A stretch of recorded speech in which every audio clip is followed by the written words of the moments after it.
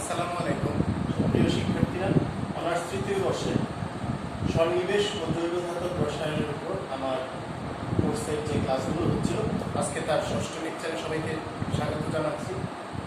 আমি অধ্যায় 2-এ আজকে তোমাদেরকে লাস্ট লেকচারে আগের লেকচারটা দিচ্ছি। সন্নিবেশ যৌগের মৌলিক ধারণা, এটি চতুর্থ লেকচার আজকে হচ্ছে তোমাদের। আমি গতদিন তোমাদেরকে সন্নিবেশ যৌগের জ্যামিতিক সমান্তর সম্পর্কে পড়িয়েছিলাম। আজকে আমরা সন্নিবেশ যৌগের আলোক সমানতা নিয়ে কথা বলবো। প্রথমেই প্রশ্ন হচ্ছে আলোক সমানতা কি? অর্গানিক কেমিস্ট্রিতে তোমরা যেমন ছোট ক্লাসে শিখে এসেছো যে পৃথিবীতে এমন কিছু কিছু যৌগ রয়েছে যাদের ভিতর দিয়ে সমাবর্তিত আলোক তলকে প্রেরণ করা হলে সেই সমাবর্তিত আলোক তলটি ওই যৌগের ভিন্ন ভিন্ন দুটি কাঠামোর কারণে বা কনফিগারেশনের কারণে সমাবর্তিত আলোক তলটি কি হয়, যে কোনো একদিকে ঘুরে যায়, ডান দিকে বা বাম দিকে ঘূর্ণন সক্ষমতা অর্জন করে। সেই যৌগগুলোকে আমরা বলি আলোক সক্রিয় যৌগ। তাদের কিছু বৈশিষ্ট্য থাকে, সেগুলো আমরা পরে আলোচনা করছি। সেই যৌগগুলো সমাবর্তিত আলোক তলকে ডানে বা বামে ঘোরাতে পারে এবং তারা সাধারণত অপ্রতিসম হয়ে থাকে, অর্থাৎ তাদের যে যোজনীগুলো থাকে সেগুলো ভিন্ন ভিন্ন একযোজী মূলক বা পরমাণু দ্বারা অকুপাইড থাকে অথবা ধারণ করা থাকে। তা আমাদের ঠিক সন্নিবেশ যৌগেও সন্নিবেশ জটিলের মধ্যে অবস্থান্তর ধাতু যদি যোজনীসমূহ ভিন্ন ভিন্ন পরমাণু মূলক বা পুষ্টি দ্বারা ধারণ করা থাকে এবং তার ফলে যৌগটি যদি অপ্রতিসাম্যতা অর্জন করে, যার ফলে তার মধ্য দিয়ে সমাবর্তিত আলোক তল প্রেরণ করা হলে দেখা যায় সমাবর্তিত আলোক তলের ঘূর্ণন ডানে বা বামে ঘূর্ণন সংঘটিত হয়, তাহলে সেই যৌগটিকে আমরা বলে থাকি সন্নিবেশ যৌগের আলোক সমানতা। আর এই ব্যাপারটিকে, এই সমাবর্তিত আলোক তলকে ঘূর্ণন সক্ষমতার বিষয়টিকে আমরা বলি সমানতা, আলোক সমানতা।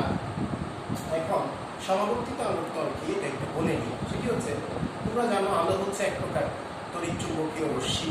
যদিও এটি উৎপন্ন হওয়া উৎস থেকে যখন এই রশ্মিটি নির্গত হয় তখন এর সাথে লম্বভাবে রশ্মিগুলো নির্গত হয় এবং সেই রশ্মির কম্পাঙ্ক এবং তরঙ্গ দৈর্ঘ্য যদিও সেম থাকে, কিন্তু ভিন্ন ভিন্ন বর্ণের আলোকে ভিন্ন ভিন্ন তল থাকে। নিকেল ক্যালসাইট জাতীয় আকরিকের মধ্য দিয়ে, আকরিকের যে প্রিজম, সেটার ভিতর দিয়ে যখন এই ভিন্ন ভিন্ন তল বিশিষ্ট আলোকে প্রেরণ করা হয় তখন সেটি একতলীয় আলোতে পরিণত হয়। এটিকে আমরা বলি পোলারাইজড লাইট। এর যে তলটি পাওয়া যায় তাকে বলা হয় প্লেন অফ পোলারাইজড লাইট। এটাকে সমাবর্তিত আলোক তল বলি। তো এই হচ্ছে আলোক সমানতার বিষয়। আমরা সন্নিবেশ যৌগে আলোক সমানতার শর্তগুলো কি, এই শর্তগুলো বলবো। তোমরা সাধারণ জৈব যৌগে যে আলোক সমানতার শর্তগুলো পড়েছ, ঠিক কাছাকাছি কিছু শর্ত এখানে আছে। প্রথম কথাটি হচ্ছে যে এই ক্ষেত্রে সাধারণত অপ্রতিসম কার্বন কেন্দ্র ওই যৌগটিতে থাকতে হবে অথবা অপ্রতিসম অন্য কোনো মৌলের কেন্দ্র থাকতে হবে, অর্থাৎ যার যোজনীসমূহ ভিন্ন ভিন্ন একযোজী পরমাণু মূলক বা মৌল দ্বারা পরিপূর্ণ হবে, সেই রকম অপ্রতিসম কেন্দ্র থাকতে হবে। এছাড়াও আরও কিছু শর্ত আছে যেগুলো আমি বলছি। সমাবর্তিত আলোক তলকে ডানে বা বামে ঘূর্ণন সক্ষমতা থাকতে হবে। সেটি অপ্রতিসম কেন্দ্র যদি নাও থাকে, এই আলোক সমাণু যৌগগুলো যদি অপ্রতিসম কেন্দ্র নাও থাকে, তবুও সেই যৌগগুলো সাধারণত দেখা যায় আলোক সমানতা প্রদর্শন করতে পারে যদি তারা অস্থিত বা নিষ্ক্রিয় হয়ে থাকে। উভয় অবস্থাতেই তারা এটি করতে পারে। এছাড়া আরও একটি বিষয় সন্নিবেশ যৌগের আলোক সমানতার ক্ষেত্রে নিষিদ্ধ করা আছে, সেটি হচ্ছে এই যৌগগুলো সাধারণত কেন্দ্রীয়, তলীয় বা প্রতিসাম্য অক্ষীয় যে সাম্যতা সেটি থাকা চলবে না। অর্থাৎ বলতে চাচ্ছি, ইংরেজিতে বলা হয় যে এদের ক্ষেত্রে সেন্ট্রাল সিমেট্রি অথবা প্লেনার সিমেট্রি অথবা প্লেন অফ সিমেট্রি অথবা আমাদের যে রিভার্সিবল এক্সিস সিমেট্রি, এই তিন প্রকারের সিমেট্রি নিষিদ্ধ থাকতে হবে, তাহলে অনুপস্থিত থাকতে হবে, তাহলে সেই যৌগগুলো আলোক সমানতা দেখাতে পারবে। এবং এই ক্ষেত্রে সাধারণত মূল যৌগটির সাথে তার দর্পণ যে প্রতিবিম্ব সেটি অপ্রস্থাপনযোগ্য হতে হবে। অপ্রস্থাপনযোগ্যকে আমরা বলি non super impossible. Non super impossibility থাকতে হবে, তাহলে যৌগগুলো সাধারণত আলোক সমানতা দেখাবে। এই চারটি হচ্ছে আলোক সমানতার শর্ত। আমাদের বইও আছে, সুন্দর করে শিখে রাখবে, কারণ পরীক্ষাতে মাঝে মধ্যেই আসে। এখন সন্নিবেশ যৌগের আলোক সমানতা যদি আলোচনা করতে চাই, তাহলে প্রথমে আছে 4 সন্নিবেশ সংখ্যাযুক্ত জটিল যৌগের আলোক সমানতা। বইয়ে 6 সন্নিবেশ সংখ্যাযুক্ত জটিল যৌগের আলোক সমানতা নিয়ে আলোচনা আছে। আমরা 4টি আলোচনা করছি, তোমাদেরকে বুঝিয়ে দিচ্ছি। চার সন্নিবেশ সংখ্যাযুক্ত জটিল যৌগ দুই ধরনের হয়, চতুস্তলকীয় অথবা সমতলীয় বর্গাকৃতি। আমি প্রথমে চতুস্তলীয় আকৃতির কি কি টাইপ হতে পারে তার চারটি টাইপ লিখে রেখেছি, MA4, MA3B অথবা MABCD, MAA2। এই দুটি হচ্ছে প্রতিসম দ্বিদন্তী লিগ্যান্ডের ক্ষেত্রে, আর ছোট হাতের ABCD মানে হচ্ছে একদন্তী ভিন্ন ভিন্ন লিগ্যান্ড। তো তাদের মধ্যে প্রথম দুইটির ক্ষেত্রে সাধারণত আলোক সমতা দেখা যায় না, কারণ এদের ক্ষেত্রে একই জাতীয় পরমাণু যুক্ত থাকাতে সাধারণত দেখা যায় প্রতিসাম্য অবস্থা অর্জিত হয়। সেই কারণে এই প্রথম দুটি টাইপ আলোক সমতা দেখায় না, কিন্তু পরের দুটি টাইপ আলোক সমতা দেখায়। তার আলোচনা আমি এখানে রেখেছি। প্রথমে দেখাচ্ছি MABCD N+- এই আয়নটি জটিল যৌগ, চার সন্নিবেশ সংখ্যা হলে এখানে একটি উদাহরণ দেখানো আছে। আর্সেনিকের সঙ্গে সালফাইড, মিথাইল, ইথাইল এবং এই পাশে C6H4COO, অর্থাৎ এই ক্ষেত্রে চারটি ভিন্ন ভিন্ন মূলক যুক্ত থেকে, পরমাণু বা মূলক যুক্ত থেকে আর্সেনিকের যৌগটিকে, জটিল যৌগের আর্সেনিক +2 একটি অবস্থা তৈরি করেছে যেটি ডি কনফিগারেশন, এবং ঠিক আরেকটি যৌগ আছে যে দুটিকে পরস্পরের দর্পণ প্রতিবিম্বের মতন মনে হবে এবং একটি আরেকটি নন সুপার ইম্পসিবিলিটি অর্জন করবে। এখানেও আর্সেনিক, সালফার, মিথাইল, ইথাইল এবং C6H4COO এই জাতীয় যৌগ যুক্ত আছে। বামে একটি ডি কনফিগারেশন, ডানে একটি এল কনফিগারেশন। তাহলে এই দুটি কনফিগারেশন বা দুটি ভিন্ন রূপ MABCD টাইপের চার সন্নিবেশ যৌগযুক্ত দুটি আলোক সমাণু উদাহরণ।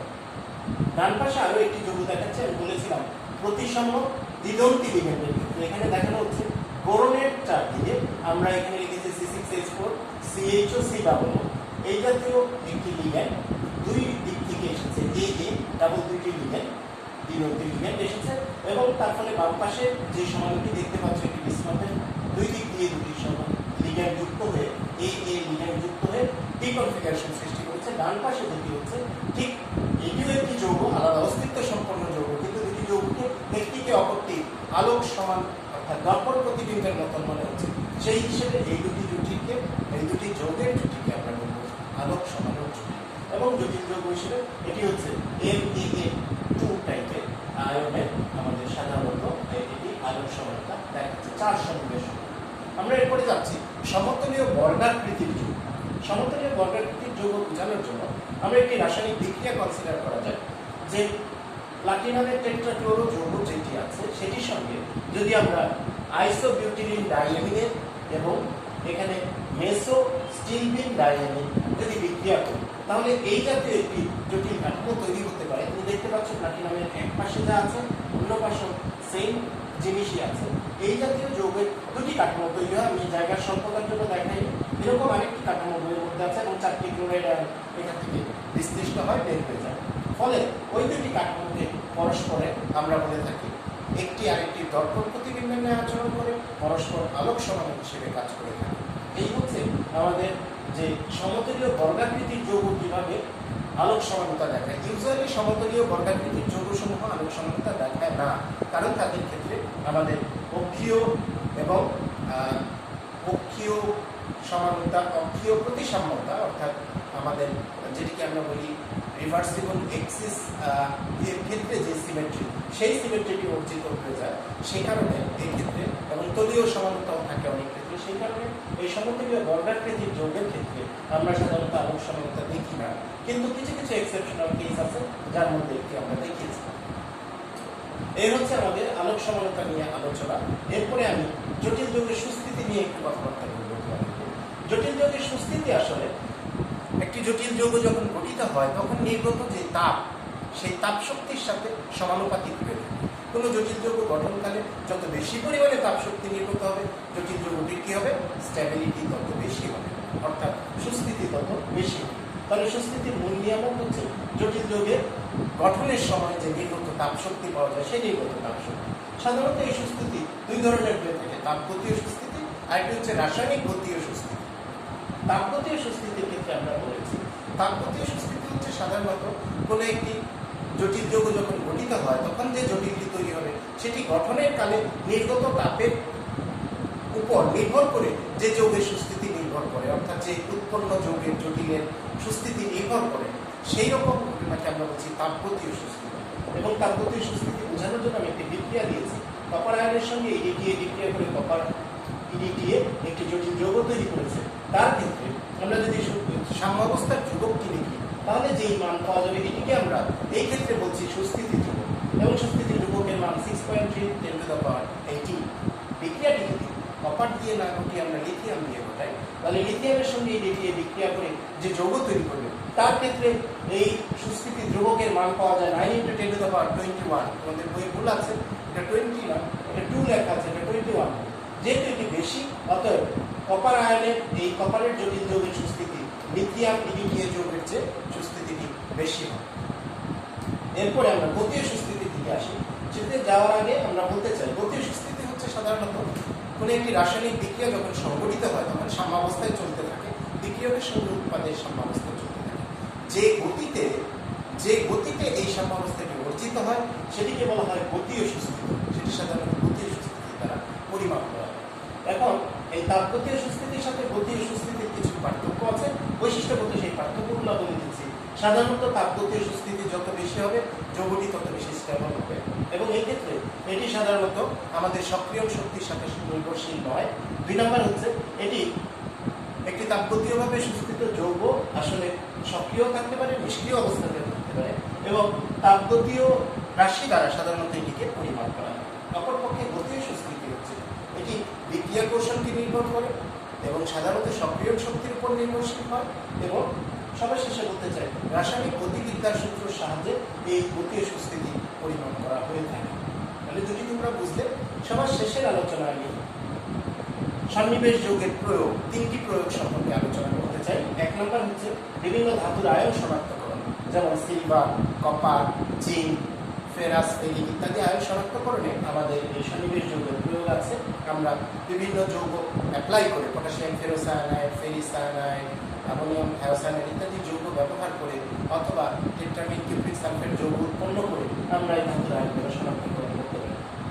ধাতুর মাত্রিক বিশ্লেষণে ইডিটিএ টাইট্রেশনের সাহায্যে তোমরা জানো কপার আয়ন, ম্যাগনেসিয়াম আয়ন এগুলার যেমন উপস্থিতি শনাক্তকরণ করা যায়, তেমনি মাত্রিক বিশ্লেষণ অর্থাৎ এগুলা কি পরিমাণে আছে সেগুলো পরিমাণ পিপিএম এককে বা পিপিবি এককে সেগুলো পরিমাণ নির্ণয় করে পানির ক্ষরতা, স্থায়ী ক্ষরতা, অস্থায়ী ক্ষরতা এগুলা আমরা নির্ণয় করতে পারি with the help of solochrome, black T অর্থাৎ ইবিটি বিভিন্ন প্রকার নির্দেশক ব্যবহার করে আমরা এটা করতে পারি, যেটি তোমাদের প্র্যাকটিক্যালে আছে এবং তোমরা করবে এবং বুঝতে পারবে। প্র্যাকটিক্যাল করে তোমরা পানির স্থায়ী, অস্থায়ী এবং মোট ক্ষরতা নির্ণয় করতে পারবে। অতএব মাত্রিক বিশ্লেষণে আমরা এই সন্নিবেশ যৌগের প্রয়োগ আছে। 3 নম্বর সবার শেষের যেটি হচ্ছে বিভিন্ন ধাতুর মিশ্রণ থেকে ধাতুগুলোকে পৃথকীকরণের কাজে, যেমন আমরা করতে পারি, এখানে উদাহরণ রেখেছি বিসমাথ, কপার এবং ক্যাডমিয়াম এই 3টি ধাতু যৌগের মিশ্রণ থেকে আমরা উপাদানগুলোকে পৃথকীকরণ করতে পারি with the help of ammonia এবং পটাশিয়াম সায়ানাইডের মিশ্রণ থেকে। আবার দেখো এখানে ক্যালসিয়াম এবং ম্যাগনেসিয়ামের মিশ্রণ থেকে অক্সালেট দ্রবণ ব্যবহার করে, অ্যামোনিয়াম অক্সালেট এবং অন্যান্য অক্সালেট দ্রবণ ব্যবহার করে আমরা কপার, ক্যালসিয়াম এবং ম্যাগনেসিয়ামকে পৃথকীকরণ করতে পারি। তাহলে ধাতুর মিশ্রণ থেকে ধাতুগুলোকে পৃথকীকরণের কাজেও সন্নিবেশ যৌগের প্রয়োগ হয়েছে। আজকে আমার লেকচারটি আমি এখানেই শেষ করছি। এরপরের লেকচারে আমি 2য় অধ্যায়ের যে অল্প একটু অংশ বাকি আছে, এই সন্নিবেশ জটিলের সুস্থিতি কোন কোন নিয়ামকের উপর নির্ভরশীল সেগুলো নিয়ে আলোচনা করে এই অধ্যায়টি শেষ করব, এবং পরবর্তী অধ্যায়ে তোমাদেরকে আমি আমন্ত্রণ জানাচ্ছি। সবাই বাসায় পরবর্তী অধ্যায়টি এমনিতে একটু দেখে রাখবে, তাতে তোমার লেকচার বুঝতে সুবিধা হবে। সবার সুস্বাস্থ্য কামনা করছি। আমার আজকের লেকচার আমি এখানে শেষ করছি। সবাইকে ধন্যবাদ। আসসালামু আলাইকুম।